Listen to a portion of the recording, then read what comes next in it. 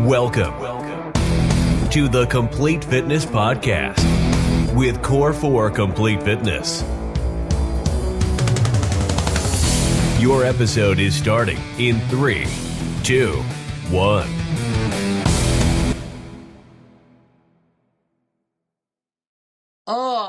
Yeah, like Queen? awful. Yeah, like she said, like halfway through her nail and off. Oh my Feels God. so terrible What, for her. purple and gross? Well, it's all wrapped up. She's in there grinding right now with Rowan, watching Wreck-It Ralph. Slaving away with half a But- finger. We're just talking about football. Yeah. Ugh. What is up, peoples? Happy Greetings. Wednesday to you all, guys. Hopefully you're having a great week so far. Like always, before we get diving into today's podcast on the Complete Fitness Podcast, if you could do us a quick favor, subscribe, like, whether you're listening to us on any app pretty much on your phone now, iTunes, Audible, Spotify, or you're watching us on YouTube, there's a little subscribe button. If you could please press it, that'll help us keep bumping up the charts, and we can keep cranking these out for you guys and helping everybody along the way. And then other than that, share it with somebody if you know that this could help somebody or benefit them in any way. If you know somebody that's been trying to get in shape or they're stuck, feel free to share it with them. All you got to do is copy the link, send it to them in a text message, and it'll hopefully get them on the right direction, because this is one of the things people have the most trouble on, or the biggest myth, I should say, is what we're going to be talking about today. And that is lifting weights, kind of the myth about lifting weights, the misconceptions about lifting weights, and what it actually does to your body. And for a lot of people, not to paint this very broadly, but I would say women in particular are always very concerned that if they exercise with weights, that they are going to get huge. They're going to get these giant shoulders and giant back muscles, and they're just going to grow and grow and grow and get these huge muscles. So today we're going to debunk it, tell you what really happens when you're lifting out with or working out with weights. So you don't have to be scared to do it. It's all about working out with weights the right way, especially if you don't want to get bulky. Now, with that, guys, we've touched on it before, but muscle burns up way more energy in your body than fat does. It's what raises up your metabolism. It's what keeps everything pumping in your body. So if you don't have muscle tissue, you kind of get that skinny fat build, right? Where you might just have, very little muscle tissue. Maybe you're holding on to some fat. And this is kind of a common thing of people being scared to lift weights. But however, if that muscle tissue isn't on your body, remember, your metabolism ends up slowing down. When your metabolism ends up slowing down, that makes you hold on to body fat. And then all of a sudden, it kind of gets this snowball effect where you're not challenging the muscles, you're not building your muscles. So all that's happening is you're holding on to fat. Now, if you can flip it, end up challenging your muscles, build a little bit of lean muscle tissue. Remember, we're not trying to get huge and bulky, but if you want tone, if you want definition, this is the way that you have to do it, is make sure that you have actual muscle tissue on your body. The more you have, the harder your body has to work to preserve it. And again, that's what raises up your metabolism and ultimately gets you to burn off body fat. Only way that you are going to get huge and bulky is two things, guys. Number one, if you're eating in a caloric surplus, right? So if you're eating a lot of food, naturally you're going to grow a little bit bigger. You're not burning off the food that you're eating, or there's some excess calories left in the end of the day. It has to go somewhere, so your body kind of starts to pack it on, right? However, if you're exercising and you're break even with your calories, or you're in a caloric deficit and you're still challenging the muscles, you know that you're going to stay nice and trim. The other thing is the way you exercise, right? So if you're used to lifting, you'll see this with these big, powerlifting guys that are huge. They're 6'2", they're giants, they're 300 some odd pounds, and they focus on a couple super heavy lifts. Let's call it a super heavy just to make it easy. Let's say bench press, deadlift, and squat, right? And that barbell is loaded up with all these plates. Naturally, if you're a 100-pound individual or 150 pounds, you're probably not going to be able to move that barbell. However, your body has to compensate for that massive amount of weight that you have to move, right? So your body learns over a period of time, I'm not lifting just 100 pounds or 50 pounds. I have to be able to move 200, 300, 400 pounds. So I need my body to grow bigger, grow stronger, grow wider, so I can lift this big amount of weight. And you'll see this with these big lifters is they're lifting a lot of weight, so they have to eat a lot of calories to make sure their body can kind of keep that size with them. However, if you're trying to just focus on basically sculpting your body, getting rid of body fat, hanging on to tone and definition, working your muscles, not to the extreme where you're lifting 300 pounds or anything like that, but challenging them, fatiguing them is going to be the way you build that definition up. Blammo. Man, I would go one step further when it comes to the ladies saying, I don't want to lift weights because I don't want to get too bulky. I would go one step further to say it is mandatory to weightlift to get the body and physique that you want, right? You have an idea, and like when we meet with new people, clients, whatever you want to call them, we kind of have an understanding of what they're going for. They come in, they look one way, and they go, I just want to, slimmer here. I want nice looking arms. Show my arms.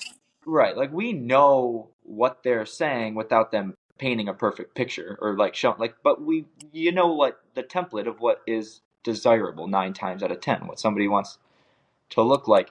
And it doesn't happen without strength training. And it's all because it's the very first thing you said. It's basically because muscle is your real body. There's muscle fibers, there's all of the things connected. It's taking blood flow. It's making your body work. It is your real body. I always picture it like a box, and you get a box and there's, a lamp in it, right? And you get it shipped from Amazon or wherever. The box is whatever, then you open it up. The box is just your skin. Then you open it up, and then the lamp is your muscle and your skeleton and your actual body. And then all of the filling, whether it's those That blow up little packing pillows peanuts thing, or it's the packing peanuts, that is just fat. That's not anything. Nobody asks for that. not Nobody part of the wants that. package. That just is there, right? Same thing with our body. When we store fat, it's literally just there. It's not doing anything to serve us. Our muscle is serving us. It is circulating, and we are constantly working and using them. Even when you're just sitting there, even when you're eating celery, you're working every muscles. You get up out of bed, you blink. Everything is muscular, right? You raise your hand, you write something with a pencil, you use the bathroom. So that is stuff that actually serves us, and that burns energy. So as you strengthen and build more muscle mass in your body, your metabolism literally increases because you are using things at a higher rate. More of your body consists of muscle, which means your metabolism is higher, which means throughout a day, you are burning more calories. So if your goal is to lose weight, you need to be in a caloric deficit. So the more of your day that you are burning calories, the more likely you're going to be in a caloric deficit, or the bigger deficit you're going to be in as you progress. So it's not just something that is, oh, I don't know if I want to do it. It's pretty damn close to mandatory to get what you want. So do not be afraid of lifting weights. And then the second part you said, I always say this to ladies and it gets a laugh like a quarter of the time. They go, I don't want to get big and bulky. And I always say, I've been trying to get big and bulky my whole life. Look at me.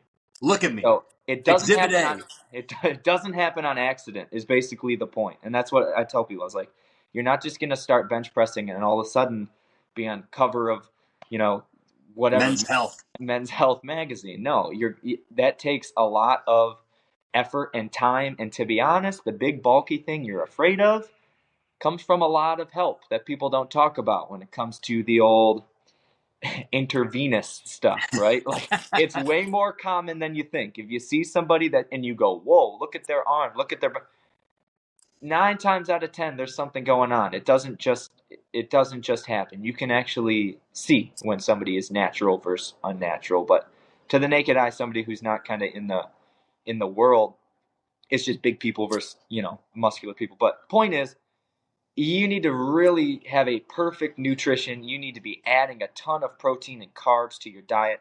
You need to be having weight gain supplements, stuff that ladies won't ever even consider, right? If you're somebody who is mindful of your nutrition and you just want to pick up weightlifting, the only thing that's happening is you're toning your muscles and you're creating more muscle in your body and reducing the fat in your body, which is our goal, which is going to create the look that you want. So Yeah, and it's not just an option. It's pretty darn close to mandatory. And so that's why, in our classes at the gym is we try to, if you're using 5 pound dumbbells for something, we try to have you do 10 pound dumbbells. It's not because it's going to do, all of a sudden you're just going to have giant, Popeye forearms. It's like, no, this is all part of it. You want to incrementally get stronger as you go. And that is the whole purpose. So yeah, think of it that way. If you want a caloric deficit, make your body serve you. Make your body burn calories. If you want to do that, you need to build muscle. If you want to build muscle, you got to lift some heavy shit. I agree. There was oh my God, where did I see this? This was a few months ago, but somebody posted something and they said, look at people next time you go to the gym, of the people that are strictly doing cardio. Like there's people that are always on the treadmill every single day or always doing the elliptical. And then they go and look at the people that are over by the weights. And they go, just look, not to be judgmental, but that just look at their different body types. And the people that are usually hitting the weights are probably lower body fat. They have muscle definition. They're sculpted. Their guns are working. Their legs are working. Whatever it is. If you still want to do cardio, keep your heart healthy, burn up some extra calories. There's absolutely nothing wrong with that. But the people that get so hyper focused on, I want my muscles to show, so I'm just going to try to lose all this fat. Remember, the best way to burn it off is by working your muscles. Now, if you can kind of like blend the best of both worlds, or what we do at our gyms is kind of combine them, get your heart rate up and work the muscles at the same time. That way you don't have to spend an hour on the treadmill, an hour hitting the weights. You can do them both together. But I think for a lot of people kind of wrapping their head around, okay, I still have to challenge my muscles. I still have to work them, not just go 100%. It's only cardio. And then you'll see these people get frustrated because they're like, the scale went down a pound or two, but I'm still squishy. I'm still like not solid, or I'm not toned where I am, or it goes down another pound and they're like, I still feel exactly the same. My clothes kind of fit the same. I don't really have any muscle definition. And then they end up throwing in the towel and they're like, well, I guess getting in shape doesn't work for me. I Yeah. can't figure it out. Where yes, it will work. It will work for anybody. You just have to make sure that you have the right formula written out for yourself, basically. Yeah. No, and then there's the big picture, the underlying thing is you to feel strong and capable in doing everyday life. If you're not strong, right? Like you can be a great runner, you can have great cardio, you could be really good at in a HIIT class or a boot camp session. You could be in good shape, but then your family has to move and you can't move a bed frame because it's too awkward and weird. Like if you want to be a strong, capable human being for a long time, like just take some pride in that and go, okay, I gotta lift. I gotta take care of myself a little bit more. So maybe I'm gonna deadlift because when I pick up that 80-pound box, I don't want it to feel like it's a Like thousand it's pounds. 80 pounds. Yeah. I want to be able to do it. Or when I spend a day gardening or mowing, or like when the spring cleaning comes or raking leaves, I don't want my back to hurt for 5 days. So I do things like, RDLs or deadlifts or different things that strengthen Superman hold, like different things that strengthen my back muscles and core muscles so that I can just kind of handle it better. So it's very transformative weightlifting. It's a very like empowering, and I hate that word to be honest, but it's a big, there a few things translate to walking out of the gym. You go and you kick your ass on a treadmill and you walk out of the gym, you feel great, but that's because you kicked your ass. You got to that point of, oh, you go do a leisurely jog, you feel better than when you walked in, but it's not the same. Same with lifting. You go in and you lift and you do a bunch of manageable reps and you never really get to the point where you're tired. You don't really feel that. And you really didn't build that much muscle. You got to work out in, you burn calories in that session, but you go and you lift as heavy as you can sometimes or pretty darn close. And like your hands got shaky, you got that like spaghetti legs feeling if it's leg day. That is where muscle breakdown, thus muscle repairing, and the long caloric burn, like all of the things that you really show up to the gym in the first place for, that's where it takes place. So that's where it happens. It's getting out of that comfort zone and building it. Now it leads to sore muscles. So I think a lot of times people will avoid because they go, if I go too heavy, I'm going to be too sore for the next days. But that really is something that you get used to. And that leads to the next point is people are afraid of strength training because of the soreness. And it's just like, well, it's like getting in a pool, in a cold pool. It's like if you're getting in Cold the at first, and then you acclimate. yeah, if you're getting in the pool, there is going to be the moment where it's cold and it sucks. I'm sorry. But then it gets pretty comfortable. And then you're swimming. Or you just never swim. And it's like, well, you're just never going to lift? Come on. So it's it's always hard to get through to a lot of people to be like, I know you're going to be sore at first. This is normal. So really the only thing you need to do is keep showing up. And it's the best, it's like the best hangover cure. It's the same thing with muscle soreness. The best muscle soreness cure is to go move. Now give yourself time to warm up and get into it, right? Like don't just immediately put 1,000 pounds on a bar and start squatting when your legs feel like shit. No, you warm up, jog, row, do some lunges, do some body weight stuff. And it might take 10, 15 minutes of just feeling like yourself again. But then you walk out of the gym feeling way better. It's the only answer. And like you said, with the point of challenging your muscles, how we talked about the 5-pound dumbbells, I think we've mentioned it on here before, but the goal, especially when you're trying to kind of keep your muscle, and I've said it on here a couple times, I'm kind of piggybacking on this, but they say after the age of 30, we lose between 3 to 8% of our muscle tissue per decade. So if that's going to happen regardless, it goes to show how important trying to fight that as much as you can, especially when you cross over 30, is super duper important. And you probably, if you've exercised when you're in your early 20s or late teens, you work out and muscle just slaps on you and it sticks on you, and your diet really doesn't have to be that squeaky clean. And then you try it when you're 30 and 40 and you're like, oh my God, I got to make sure that my diet is good, that I'm doing everything that I can. It gets harder to keep the actual muscle that you have. Not that you're doing anything wrong, but just time is kind of catching up with you and it's starting to kind of burn off some of that muscle. You tend to hold on to more body fat. But when you strength train, that kind of slows that whole process down. But the key to making it work is actually getting into the muscle and challenging it. So if you're somebody, let's say, that's just going through the motions, you got a 5-pound dumbbell or a 3-pound dumbbell or even an 8-pound dumbbell, and you've been using it forever, and your body is acclimated to it, and you were like, this was hard when I was doing this for the first couple months. Now all of a sudden it's like riding a bike. My body's learned what 5 pounds feels like, 8 pounds feel like, and I've kind of reached this plateau with my results. Don't be afraid to go up 2 more pounds or 5 more pounds, Right. Even if it means you can't do as many reps and you got to Right. shake it out. And then that will be basically your new starting point, just like you did on day one.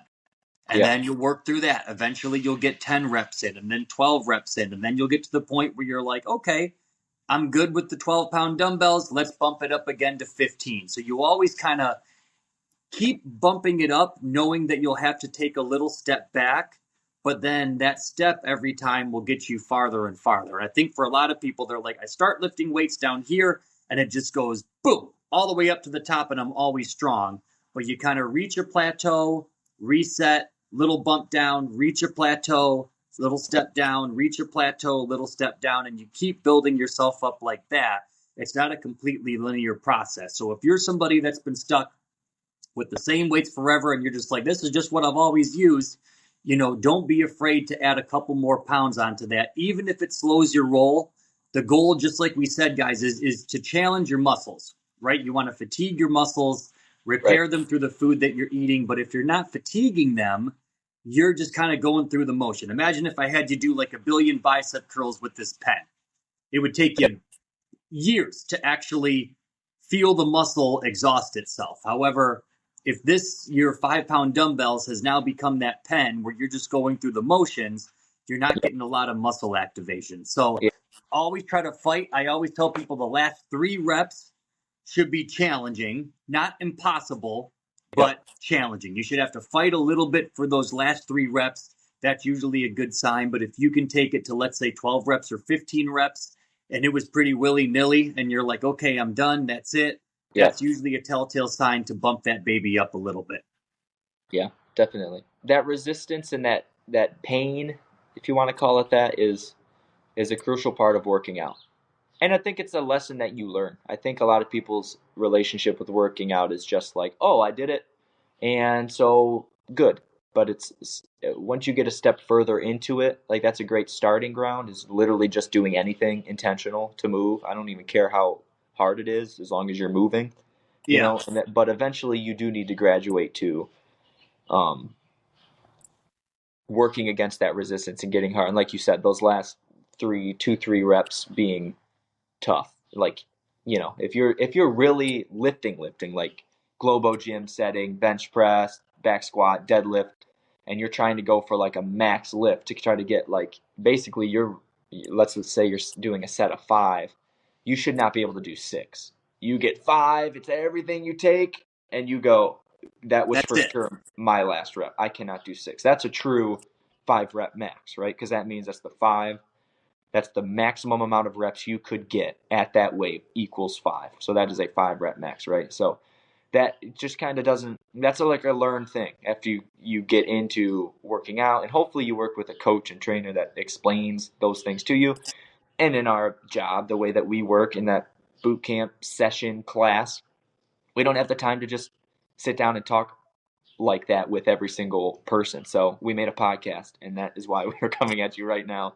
So hopefully you hear this and you go, okay. And so That makes sense. when you grab the dumbbells next time or a kettlebell or whatever, okay, And that's where like the sayings, no pain, no gain comes from. Because then you go, oh, you're not supposed to hurt, blah, blah, blah. No, that's not what it means. But it means if there's not an effort, if there's not the struggle, there's not the grind, there's not the yucky reps that just hurt. I don't know how much you're doing. You might stay stagnant and you might look back 6 months from now and go, well, I'm definitely feel better because I move every day and the scale's not going up, but I would have liked to see more definition by now, or I would have liked to see, it could be that, it's lifting, lift heavy. It's okay. Yeah. And there's a reason why, like, even at our gyms, we'll usually do 3 rounds of something or 4 rounds of something. The goal is to get you to that muscle fatigue point. Exactly. Like, you don't just do one set and you're like, that's it, guns now. I did 10 bicep curls and my arms are good. Round 1, we That's you always though. say, is like the warm-up set. Muscles get used to the motion. They figure out what they're doing. They're kind of waking up. 2, you start to dial it in, but either round 3 or round 4, when you're kind of huffing and puffing, those are what you're working for. That's like the results rounds, I call them, or the money rounds, or the last 2 rounds is what you fight for, where you're like, okay, I got through the first warm-up set. The second one, I kind of felt a little bit of fatigue. But this one, the third one and fourth one, when my arms are tired or my legs are tired or my abs are tired, this is really where the results are going to kick in. So we always say the last 2 rounds or the last round, make it always the best effort, make it the most important round. Because if you take that last round off, you were like, okay, I almost crossed over that peak, and then you kind of roll right back. But if you can kind of keep it going and get over that hurdle, that's what kind of supercharges your results. Definitely. Yeah, I always say take advantage of these money reps. You're right there. You spent the whole first 25 minutes of this half-hour workout getting to these reps. You've been priming your body, basically breaking down your muscle to get to these reps. Don't stop now. Just get them done, and then it was a successful workout. You get to walk out feeling great the rest of your day. And you apply it to anything. That effort and that earning it. Nothing feels as good as earning it. And we've talked about this before. That's when you got to not bullshit yourself. You got to know, I got more in the tank. I took it off, or I laid it all on the line. Those are the best. That's one of my favorite feelings, is finishing a workout that when you're halfway through it, you go, I don't know if I can do this. Or you're 3/4 of the way and you go, oh my God, I can't believe I have to keep doing that. And then it's done and you go, I did that shit, baby. That was hard. I wanted to quit. I've been checked out for 10 minutes and I just kept moving and I did it. And I'm at this moment and I'm laying in a pile of my own sweat and my muscles are sore and I'm shaky and I'm huffing and puffing and I feel kind of bad right now, not gonna lie, but 5 minutes from now I'm gonna be on top of the world. And that's my favorite. I don't want to say my favorite is that last push-up feeling. When you're tired and you're like, I got one more in me. and you're Yep. barely going up, and you're like, come on, baby, come, and your arms are just, it's like a Yep. 5 second just, But that's oh, it. okay, we made it. That's the progress rep. That was better than yesterday, right? That's improvement, and that's what it's all about. Got to get there. True that, baby. Good one today. Now, Agreed. should you need help with anything, with getting in shape, or you're like, I need help building muscle, I don't want to get all my calories in from food, one of the best supplements you can take for your body is any type of protein shake. It's quick, it's easy, and it's best right after a workout. After you exercise, guys, your muscles are exhausted. They're looking for anything to go in and help repair those muscles. Protein shakes are super duper easy. They absorb super fast into your body and they go right in to repair those muscles almost immediately. So, if you need help protein shake wise or any supplement wise, and you're trying to get in shape, you want to preserve your muscle, you want to keep your muscle tissue, if you head to core4supplements.com, our whey protein is off the charts delicious. We have vanilla, we have chocolate, we have cinnamon bun. We have a vegan protein too. If you're sensitive to dairy at all, we have a chocolate and vanilla of one of those. But we got everything. We have collagen protein. We have hydrate supplements. We have BCAAs. We have fat burners. Pretty much you name it, we carry it. If you head to core4supplements.com, you can cruise around on the page, check everything out. If you are a podcast listener or watcher, if you use the code word podcast when you check out, you'll save 10% off your entire order. And if you spend over $100 in the store, you get free shipping on all of it. And best of all, you can double the coupon. So you can go, I want to use the 10% and I want to get free shipping. As long as you spend over $100, it'll ship to your door for free and you'll still save 10% off of everything if you use the code word at the checkout. But that is all we got for you today, people. Hopefully that helped you guys out. Hopefully it doesn't scare you away from the weights. You guys need them, especially as you get older. Super duper important if you want those muscles to look good. That's it, baby. Great pod. Love you guys. Good one. Love We'll you, see you next peoples. Have a time. great day. We'll see you next week. Go Peace. Lions. Yeah, baby.